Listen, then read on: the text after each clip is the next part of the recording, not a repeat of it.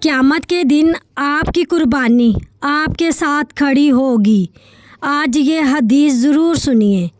رسول اللہ صلی اللہ علیہ وآلہ وسلم نے فرمایا، قربانی کے دن اللہ کے نزدیک آدمی کا سب سے محبوب عمل خون بہانا ہے۔ قیامت کے دن قربانی کے جانور اپنے سینگوں، بالوں اور کھروں کے ساتھ آئیں گے۔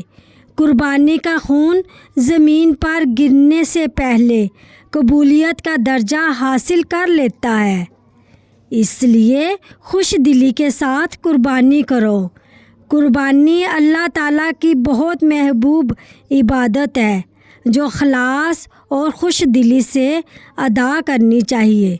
اللہ کی رضا کے لیے خوشی سے قربانی کرنا مومن کی شان ہے۔